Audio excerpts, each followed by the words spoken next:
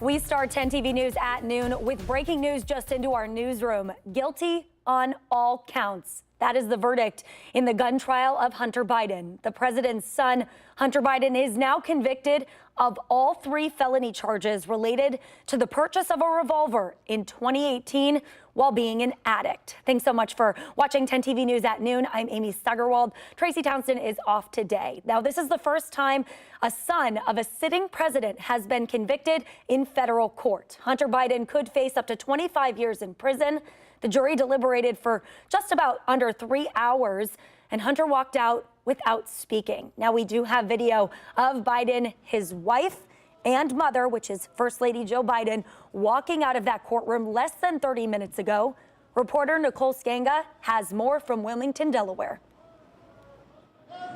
The jury in Hunter Biden's criminal gun trial has found the president's son guilty of possessing a gun while being a drug user and making false statements about his drug use when buying that gun in October 2018. Jurors reached their verdict on the first full day of deliberations. During 6 days of testimony, the jury heard from a parade of witnesses, including members of the Biden family. Jurors also heard audio excerpts from Hunter Biden's memoir. I used my superpower, finding crack anytime, anywhere. Prosecutors presented text messages Hunter Biden sent to his brother Beau's widow, Hallie Biden, when they were in a relationship. She testified 2 days after Hunter Biden purchased the gun. He wrote he was sleeping on a car smoking crack.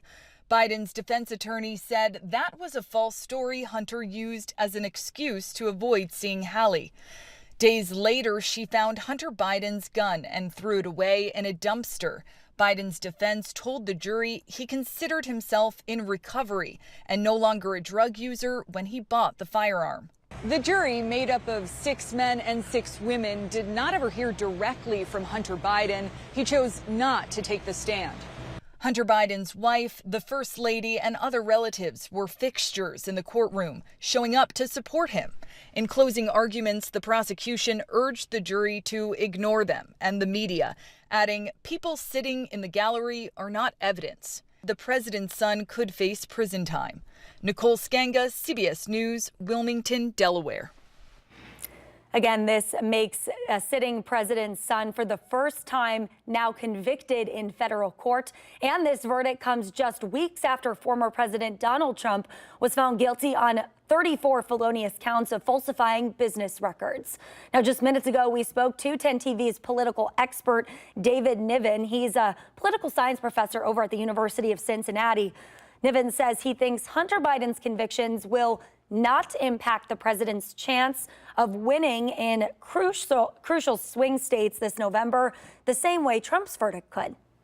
For people who are looking for reasons to dislike President Biden, they just add this to the column. I think for most people, it's going to be a relatively small issue. You know, we've seen historically presidents have, family members who didn't quite walk the straight and narrow, and typically there was distance between them. 10 TV is going to continue to follow this verdict. We will have more expert analysis coming up starting on 10 TV News at 4. And while President Joe Biden has largely avoided discussing his Hunter Biden's criminal case, he did say in an interview last week that he would respect the jury's decision and would not pardon his son.